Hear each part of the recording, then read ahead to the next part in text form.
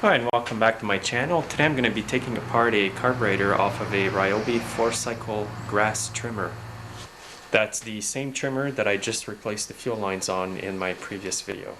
So here's that trimmer again. I'm going to start by removing the air filter. You have to push in on the clip back here.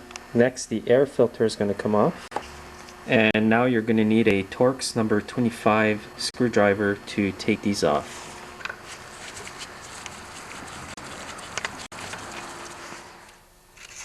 Pull the screws right out.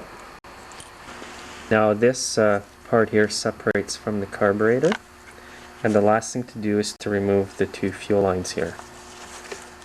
The cable is still stuck on. Just simply move the carb down and it'll pop out of this groove here.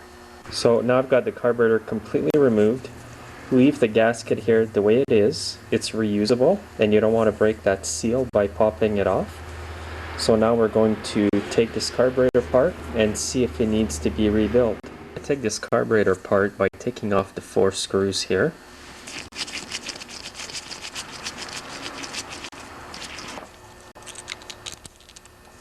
The primer is going to come off. Now this part of the carb will come off as well. There's the metering diaphragm, and now this will come off from the bottom. Now this carb looks really clean actually, even though there was water in the fuel tank. It doesn't appear that it came into the carburetor. I'm going to remove this diaphragm by gently pulling on it like that. It's very clean in there. Now the metering diaphragm part of the carburetor looks extremely clean as well. I'm just going to spray it with carb cleaner. Now to remove this diaphragm, you would just again gently pull. If you're going to reuse it, just be careful with it. And here's the needle and metering lever here. And everything looks really clean. If you were to do a complete rebuild on your carburetor, you would remove this gasket here as well. And you would remove the metering lever and the needle by undoing this screw here. Once you have this screw here loose, you would simply remove the whole unit with the needle. It's very similar to the carburetors on other weed eaters. And there's a spring and the needle which you would remove and replace. Now on this side of the carburetor, to remove this part here, loosen the screw over here so that this moves out of the way of this screw here. Then remove the 2 screws. Once you've got the screws removed, just turn and lift that out of there. Make sure that everything's clean in here, especially the hole in the center of that tube. And you want to make sure that the needle there is clean, and all of this as well. It's pretty clean on this carburetor. Also, if you were doing a complete rebuild on this carb, you need a small wire. You would insert it through the hole here and then poke it up and keep your finger on the jet. The jet will come out. And there's a little O-ring here as well, and that will be in your kit. Now to make sure that the jet isn't plugged, which happens quite a bit on these, you could insert a small fuel line, which is approximately 1/16 inside diameter, into the jet, and then blow in it to see if the air will go in and out. You can also use a small wire brush like this. It's smaller than your standard wire brush, and the wires from this brush will fit in the hole of the jet here. Put it back together, make sure that the O-ring is on the jet, like this. Insert it back in the hole evenly and just push down, just like that. It's very important that this jet is clean or else it won't run right. Even though the carburetor is pretty clean, I'm still going to spray it with some carb cleaner just to show you. You'd want to make sure all the holes are clean everywhere, especially inside here.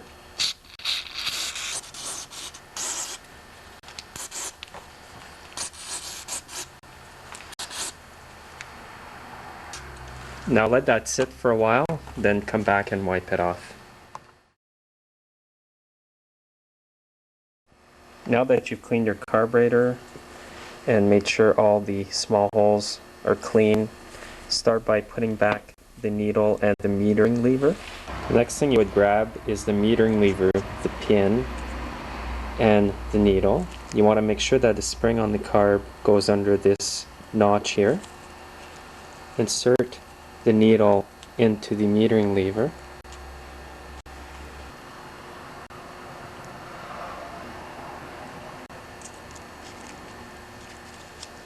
Once you've got it in place like this, just tighten up the screw.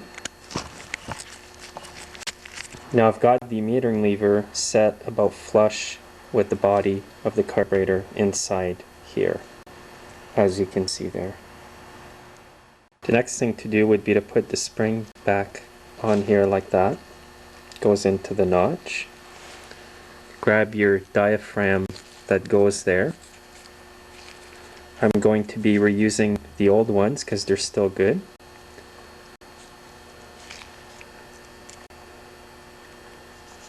Stick it on like that. It's going to match up with the notches here as well. Next, you'd want this part of the carburetor to go on like this. It only goes on one way. Make sure you've got it locked into the notches. The next thing you'd want to put on is the metering diaphragm, and it goes on this way. If you're putting a new kit, put the gasket on first, then the diaphragm. Next, you would put on this piece of plastic here, in this position. Now I'm reusing an older primer bulb here because I have a new one on order. The part number for new Walbro primer bulb is 188-12-1. Now this cover would go on like this, with the long end of the cover toward this part of the carb here. And now just put the screws back on.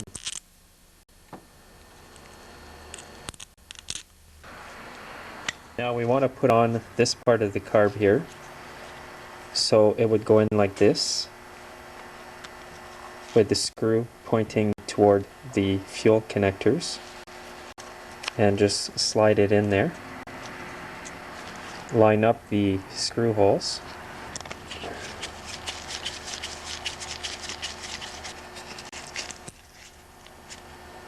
And make sure when you move the throttle lever it comes back like that. I'm going to turn the screw back in a bit. Once it's running, I'm going to readjust the idle screw here. To reinstall the carb, make sure you've got the O-ring on here. If you're putting a new kit, there will be a new one of these in your kit. Now you want to insert your throttle cable by sliding the cable over and then in like that. Now put your carburetor up like this. Put this cover on here this way with the knob pointing up. And it's going to insert on the carb where the O-ring is. Next, I want to put in the torque screws.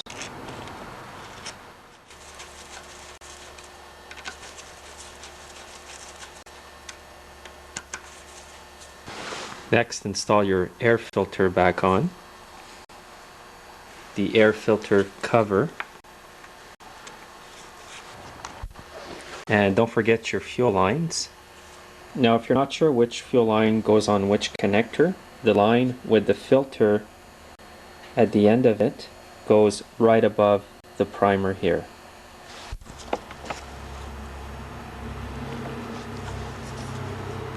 Now I'm going to put some fuel in it and try it out.